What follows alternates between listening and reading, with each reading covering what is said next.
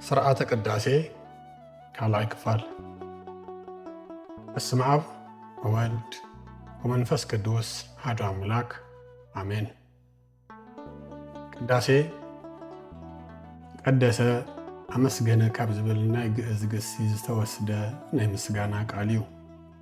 እቲ ዘመስግን ወዲ ሰብ ክኸውን እንከሎ እቲ ዝምስገን ድማ እቲ ፈጣሪ ዓለማት ዝኾነ ቅዱስ እግዚአብሔር እዩ። እሱ ብደቂ ሰባት ጥራይ ዘይኮነስ ብኩሎም ዝፈጠሮም ፍጡራት እውን ይመስገን እዩ። ቅዳሴ መላእኽቲ ኣብ ሰማይ። ኣብ ሰማይ ዘለዉ ቅዱሳን መላእኽቲ ከከም ማዕርጎም ይመስግንዎ። አጠንተ መንበሩ ኪሩቤል፣ ንዙፋኑ ዝጾሩ ኪሩቤል፣ አጠንተ መንበር ሱራፌል፣ ነቲ ዙፋን ዝዓጥኑ 24 ሰማያውያን ካህናት ሱራፌል፣ ቅዱስ ቅዱስ ቅዱስ እግዚአብሔር ጸባዖት ፍጹም ምሉእ ሰማያት ወምድረ ቅድሳተ ስብሐቲከ ኢሳይያስ 6:31 ራእይ 4:8 እንዳበሉ የመስግንዎ።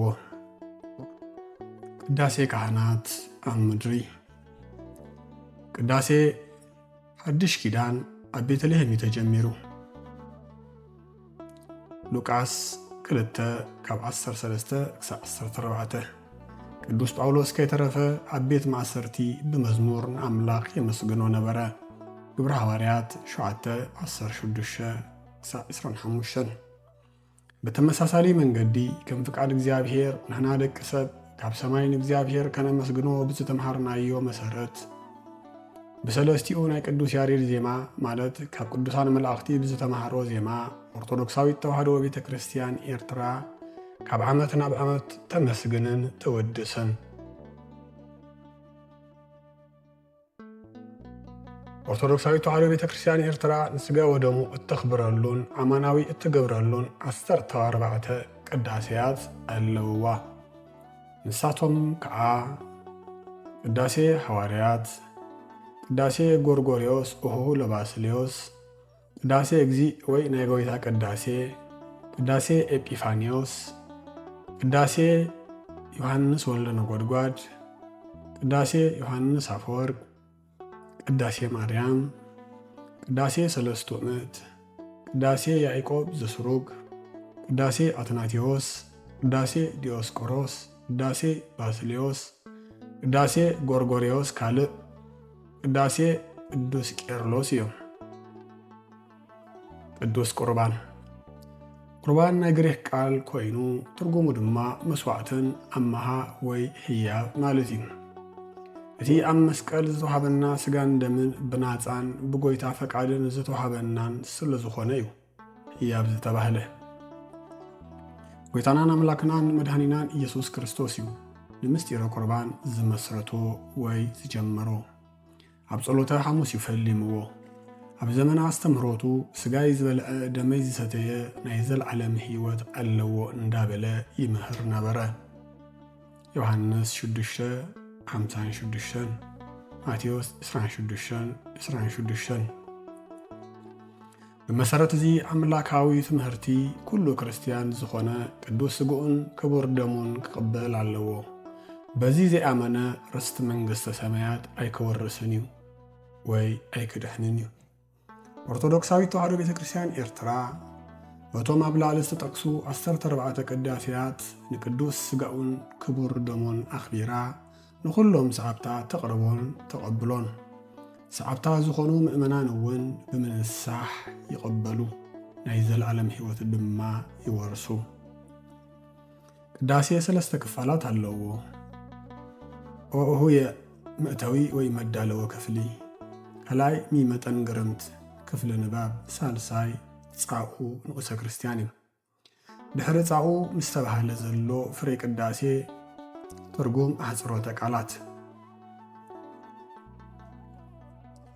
ይካ ማለት ይበል ካህን፣ ይዲ ማለት ይበል ዲያቆን፣ ይህ ይበሉ ህዝቢ ማለት እዩ። መግለፂ ቅዳሴ። ቅዳሴ ቀደሰ ዝብል ቃል ካብቲ ኣመስገነ ዝብል ግስ ዝወፀ እዩ።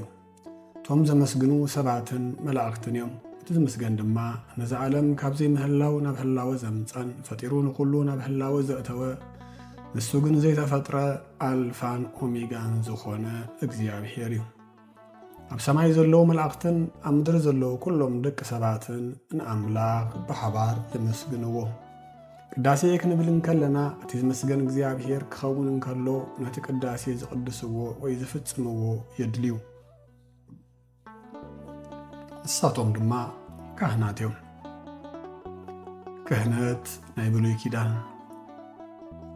ብሉይ ኪዳን ክህነት ብስድራ ቤት ዓሌት ወይ መበቆል ይመሓላለፍ ነበረ ዝብ ዓሌት ዝመሓላለፍ ክህነት እዚ ንነገድ ሌዊ ተፈቂዱ ስለ ዝነበረ ንኣሮንን ደቁን ተዋሂቡ እዩ ወይ ተፈቂዱ እዩ ፈቃድ አገልግሎት ሕግን ክህነትን ቶም ቀደምት አቦታት ንነብሶምን ንደቆምን ይጽልዩን እግዚአብሔር መስዋዕቲ ይቀርቡን ነበሩ ሲቀዳማይ ካብዓታቶም ዝኾነ አቤል ንጹሕ ገንሸል ንኣምላኽ አቅረበሉ እሞ ኣምላኽ ተቀበሎ ቃኤል እውን መስዋዕት እኽሊ አቅረበ ግን በሙሉእ ልቡ ስለዘይቀረቦ እግዚአብሔር ኣይተቀበሎን ዘፍጥረት 4:4 ድሕሪ ማይ ኣይሂ ኖህ እምባ ካብ ንጹሕ እንስሳን ካብ ንጹሕ ኦፍን ንኣምላኽ መስዋዕቲ አቅረበ እግዚአብሔር ድማ ነቲ ሰናይን ባህ ዘብልን መዓዛን አስተማቀረ ወይ ተቀበለ ይብል ዘፍጥረት 8:20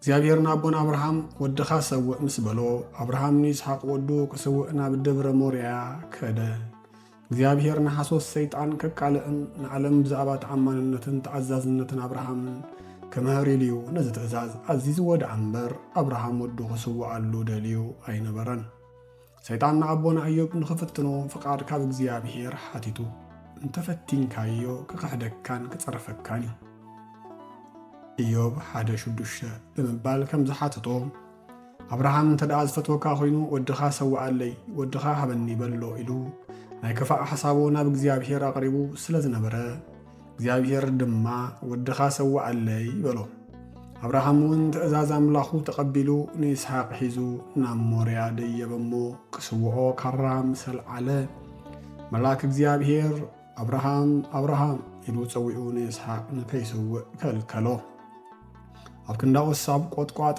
ሳቤቅ ተኣሲሩ ዝነበረ በጊዕ ረአየ አብርሃም እውን ኣብ ክንዲ ወዱ ይስሐቅ ነቲ በጊዕ ሰውኦ ዘፍጥረት 22:1-14 እዚ ድማ ዓለም ብደም ይስሐቅ ዘይኮነስ ብደም ጎይታናን መድኃኒናን ኢየሱስ ክርስቶስ ከም እትድህን ዝምህር ትምህርቲ እዩ እቲ ገንሸል ምሳሌ ኢየሱስ ክርስቶስ እዩ ሰይጣን ነቲ ኣምላኽ ንአብርሃም ዝኣተዎ ተስፋ ኣሕዛብ ብዘርእኻ ክባረኹ እዮም ዝብል ሰሚዕዎ ስለ ዝነበረን ትርጉም ናይዚ መብፅዓ ስለ ዘይተረድኦን ያኢ ንይስሐቅ ብተንኮል ከቕትሎ ንወድኻ ይስሐቅ ሰውኣለይ በለ ኣብ ብሉይ ኪዳን ስራሕ ካህናት ንሰባት ምስ እግዚአብሔር ምትእስሳር ነይሩ ነዚ ድማ ብጸሎትን መስዋዕቲ ብምቕራብን እዮም ገይሮሞ ኣሮንን ደቁን ብመሰረቲ ኣብ ዘጸአት 28:1 ዝተዋህቦም ሕጊ ብኣምላኽ ዝተመርጹ እዮም ደቂ ኣሮን ብዘይቲ ተቐቢኦም ፍሉይ ክዳውንቲ ክኽደኑ ተኣዚዞም ቆቢዕን ልብስን መቐነትን ተኣዚዙሎም ዘጸአት 28:4 ኣገልግሎቶም ኣብ መቅደስ እዩ ነይሩ ዘሁልቅ 16:4 ኣገልግሎት ቤተ መቅደስ ኣብ ብሉይ ኪዳን ኣገልግሎት ቤተ መቅደስ ኣብ ብሉይ ኪዳን ኣብ 3 ይምቀል መዓልታዊ ሰሙናዊ ዓመታዊ እዩ ቀዳማይ መዓልታዊ ንግሆን ምሸትን ዝሓረር መስዋዕቲ ምቕራብ መብራህቲ ምውላዕ ነቲ ሰብ ዘምጽኦ ማዕጠንቲ ምዕጣን በብዓይነቱ መስዋዕቲ ምቕራብን ዘጸአት 29:38 ካልኣይ ሰሙናዊ በብሰሙኑ ህብስተ ገጽ ብመዓዲ ምቕራብ ዘሌዋውያን 24:5 ሳልሳይ ዓመታዊ ኣብ መዓልቲ ዕርቂ ዝፍጸም ፍሉይ ስነ ስርዓት ዘሌዋውያን 16:34 ዝሕቆን ቁርባን ምድላው ዘሌዋውያን 8:27 ዝሕቆን ቁርባን ነቲ ዝተሰውአ ስጋ እንስሳ ምንውናው ማለት እዩ ደሞም ካህናት ኣብ ግዜ ቅዳሴ ወይ ነከንኮ ተባሂሉ ነቲ ጽዋዕ ይነውንዎ ኢሉ መጽሓፈ ቅዳሴ ይእዝዝ እዩ እዝም ካብዚ ካብ መጽሓፍ ቅዱስ ዝተወስደ እዩ እስራኤል ናይ እግዚአብሔር ቤት ሰሪሖም ምስ ወድኡ ብቅዳሴ ኣኽቢሮምዋ 200 ድዑልን 400 ገንሸልን 100 አብዑርን ድማ አቅረቡ። እዝራ 6:16 ክሳብ 17 ንቀጽሪ ኢየሩሳሌም ብቅዳሴ ከም ዘኽበሩ ከኽብሩን ከለዉ ብምስጋናን ብመዝሙርን ብጸናጽል ብበገናን ብድምፂ መሰንቆን የብዕልዎ ነበሩ ይብል ነህምያ 12:27 ነቢይ ዳዊት በሌሊት አንስኡ እደዊክሙ በቤተ መቅደስ አዕዳውኩም ብለይቲ ናብ ቤተ መቅደስ አልዕሉ ንእግዚአብሔር ባረክዎ አመስግኑ ይብል መዝሙረ ዳዊት 134 አመስግኑ ዝተባህለ ኣብ ቤተ መቅደስ እዩ። ቤተ መቅደስ ናይ ምስጋና ቦታ ስለ ዝኾነ እዩ ነዚ ትምህርቲ ዝተነግረና። ዘኸበርኩም ስድራ ቤተ ቢዘን ካልኣይ ክፋል ነዚ ይመስል። ኣብ ቀጻሊ ሌዋውያን ካህናት በናይ ዜማ ናውቲ ከመይ የመስግኑ ከም ዝነበሩ ክንርኢና። ካብቲ ብዙሕ ሒደት ዝኾነ ናይ ብሉይ ኪዳን ክህነት መሰረት ብስድራ እንዳተመሓላለፈ ኣገልግሎት ይወሃብ ከም ዝነበረ ርኢና ኣሎና። ኣብ ቀጻሊ ክፋል ድማ ኣብ መሰራርታ ናይ ሓድሽ ኪዳን ክህነት ሒዝናልኩም ክንምለስ ኢና። ኣገልግሎትና ክሰፍሕ ናብ ኩሉ ክባጻሕ ሰብስክራይብ፣ ሼር፣ ላይክን ብምግባር እትገብሩልና ደገፍ ኣቀዲምና ነመስግን። ቤተ ቢዘን ሎቱ ስብሃት።